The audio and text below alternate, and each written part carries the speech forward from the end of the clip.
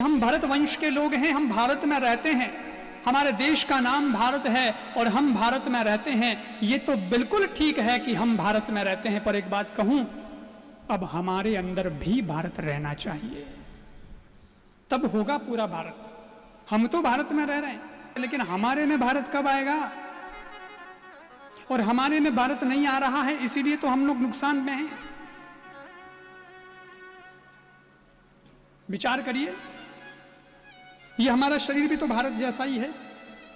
हमारे यहां तो भारत माता का चित्र आता है और कश्मीर भारत माता का मस्तक है, मुकुट है। विचार करो, कोई हमारा मस्तक काटे तो हमें मंजूर होगा क्या? हम बचेंगे ही नहीं। इसलिए धारा 370 हटानी पड़ी ताकि भारत के मस्तिष्क को बचाया जाए। वो तो अच्छा कार्य हुआ देश की सरकार के द्वारा, प्रत्येक देशभक्त उसमें साथ था, सबको आनंद हुआ, किसी को कोई तकलीफ नहीं हुई, और हुई तो वो भारत के लोग नहीं हैं, भले ही भारत में रहते हैं। लेकिन जितना मस्तक महत्वपूर्ण है उतना ही शरीर का हर अंग महत्वपूर्ण है। वैसे ही भारत का कश्मीर जितना महत्वपूर्ण है उतना ही भारत का हर हिस्सा महत्वपूर्ण है। अब फिर चाइना गड़बड़ कर रहा है, जो भारत के हिस्से को तोड़ने की कोशिश कर रहा है। तो मैं निवेदन करना चाहता हूं कि अपने अंदर भारत अगर बसने लग गया तो दुश्मन की किसी की ताकत नहीं है जो भारत में घुसपैठ कर सके और भारत को तोड़ सके या भारत माता को छिन्न भिन्न कर सके। निर्णय तो आपको लेना है।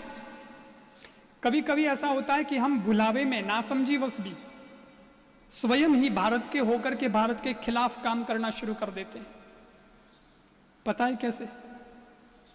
चाइना के प्रोडक्ट यूज करके, चाइनीज ऐप यूज करके। हमको बॉर्डर पे थोड़ी जाना है लड़ने के लिए, वो तो लड़ रहे हैं हमारे देश के लाल सपूत सैनिक। लेकिन हमें तो सिर्फ इतना करना है कि मोबाइल उठाना है और चाइनीज ऐप जो हैं उनको डिलीट करना है। भारत की सरकार ने भी प्रतिबंध लगाया है, लेकिन हमारे अंदर इच्छा शक्ति जगनी चाहिए ना कि नहीं। केवल इतना सोचो, कई लोग इतने गुलाम हो गए, टिकटॉक रे बिना तो भाई मारो मन ही नहीं लगे। अरे वो टिकटॉक क्या काम का? जिस टिकटॉक की वजह से दुश्मन शस्त्र खरीद करके हमारे सैनिक को टिकटॉक कर देता है, वो भी तो टिक टिक टिक टिक उड़ा देता है। मर तो हमारे सैनिक रहे हैं, बर्बाद तो देश हो रहा है। हम इतने गुलाम हो गए क्या कि उसमें जाकर के करना क्या है? सिर्फ एक बटन दबाना है, डिलीट का ऑप्शन आया, वहां डिलीट करना है, क्लिक ही तो करना है। लेकिन वो भी नहीं होता है। बोले नहीं नहीं नहीं, मेरा टैलेंट का क्या होगा? बाड़ा को था टैलेंट, इधर देश बर्बाद हो रहा है। ये निर्णय आपको लेना है कि देश बड़ा है या ऐप बड़ा है, और मैं किसके साथ खड़ा हूं? मेरे देश के साथ खड़ा हूं या दुश्मन के साथ खड़ा हूं? यह अवसर आया है। हम भगत सिंह की तरह फांसी पर तो नहीं लटक सके, क्योंकि वो अवसर ही नहीं मिला। भगत सिंह को वो सौभाग्य मिला कि इस देश के लिए हंसते हंसते वो फांसी के फंदे पर झूल गया। लेकिन ये वक्त और है, वो वक्त और था। उस वक्त की यही मांग थी कि तुम्हें बलिदान होना पड़ेगा तो देश बचेगा। लेकिन आज इतनी कठिन परिस्थिति नहीं है कि हमें लटकना पड़े, कि हमें तोप के सामने बांध करके कोई हमें उड़ा दे। नहीं, ऐसी बात नहीं है। अब बलिदान ऐसे नहीं देना है। अब तो हमें सिर्फ इतना करना है कि देश भक्त बनकर के सच्ची देशभक्ति के साथ देश के साथ खड़े हो जाना है। मरना नहीं है। अब मर कर के काम नहीं होगा, अब तो जी कर के काम होगा। लेकिन जिंदे हो तो जिंदा दिली रखो, जिंदा होने का प्रमाण तो दो कि हां हम देश के साथ खड़े। मुझे बहुत अच्छा लगा कि जब चाइना इधर उधर थोड़ा कुछ करने लगा तो तुरंत भारतवासी जगे और विरोध शुरू कर दिया चाइनीज चीजों का। लेकिन अभी भी जागृति की आवश्यकता है।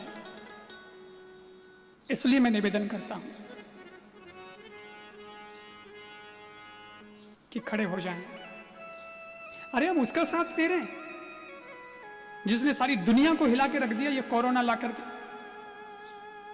और कभी कभी तो समझ में नहीं आता प्रभु कि हो क्या रहा हमारे देश में।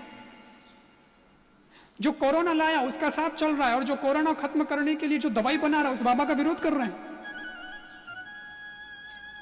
आयुर्वेद तो भारत का गौरव है। कुछ लोग कहते हैं ये तो कोरोना की दवा है नहीं, तो अरे है नहीं तो कहीं मरे तो को नहीं, कम से कम फर्क ही पड़े। मैं है तो अश्वगंधा तुलसी वही जय बजे, वे तो अपना बडेरा ले उते ही जा।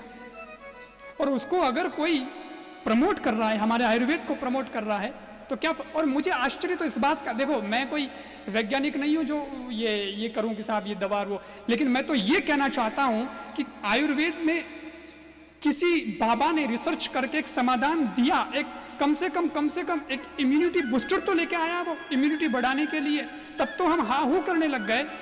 और फेयर एंड लवली इतने वर्षों से चल रही है और कहते हैं कि इसको लगाने से गोरे होते हैं। अगर इसको लगाने से गोरे होते ही हैं, आपकी रिसर्च ये कहती है, तो साउथ अफ्रीका के लोगों को आज तक आपने गोरा क्यों नहीं किया? आप कोई बोले?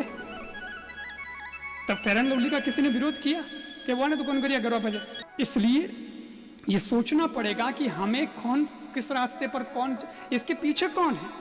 कुछ लोग तो हमें ऐसे ही भ्रमित कर देते हैं, अपो कोई होचान कोई हम जान, मन बड़े से करो विरोध करने लग जाओ। इसलिए मेरा निवेदन है कि देश हित की बात करें, अपने अंदर भारत को जगाएं, भीतर हमारे भारत होना चाहिए।